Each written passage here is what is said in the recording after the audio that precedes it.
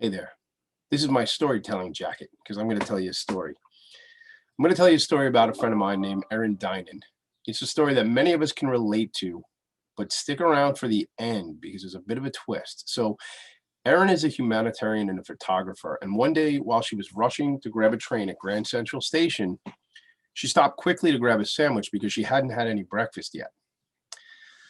As she headed to the platform, a homeless man approached her, asking her for money to buy food. And without thinking, Erin opened up her sandwich and gave half of the sandwich to this man.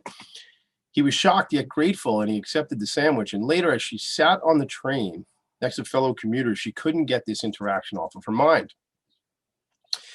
If she'd been so hungry for only having not eaten for a few hours, how hungry might he be? When would his next meal be? She realized that maybe it's a simple thing, helping somebody get their next meal, but that was something that she was able to do with her two hands. So inspired by this epiphany, she began making sandwiches, extra sandwiches, and would bring them with her, through her day, through her travels in New York City. And she would hand out those sandwiches to people she met along the way. So after a discussion with a friend of hers, George, they formed an organization, a nonprofit organization called One Sandwich at a Time. The organization was born then and has now fed over 100,000 hungry New Yorkers. And next week, Erin will be joining me in the attic for Philanthropy and Focus. You know it. She's coming here to the attic.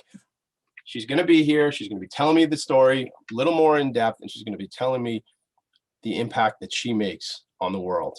And that's what we're all about at Philanthropy and Focus, amplifying the message of nonprofit organizations, helping them tell their stories. Meet me in the attic. Don't really show up at my house and come up the stairs. I mean, virtually meet me in the attic, all right? One sandwich at a time, two hands, creating one world. I'll see you guys next week. Make it a great weekend.